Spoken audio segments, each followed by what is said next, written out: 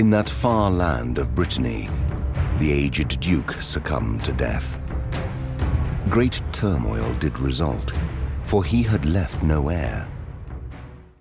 Hello and welcome to my review of History, Great Battles, Medieval.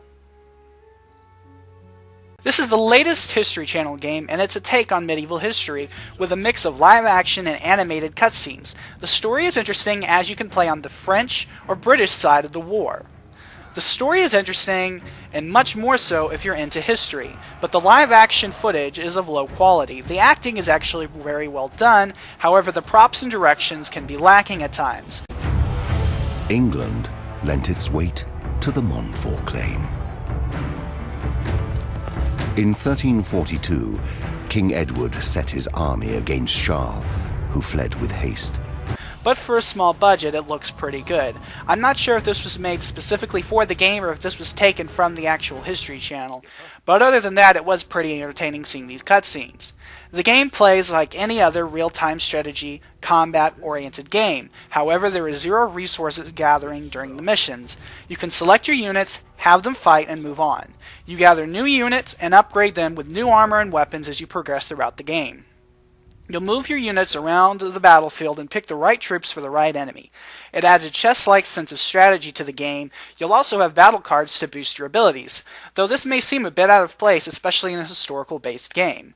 The gameplay is fine, and it's fun to see your troops battle it out on the field.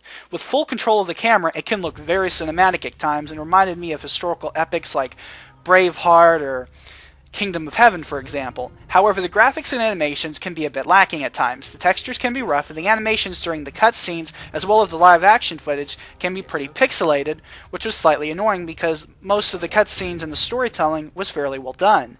This game definitely had a lot of potential. It's just a shame that it couldn't live up to some of it. The game has chapters which serve as the main missions, and on the map there are many levels to play to level your troops and gain the new weapons and abilities to upgrade. If you enjoy action-oriented strategy games, you'll really like this one. It's got a fair amount of content and it's pretty well made.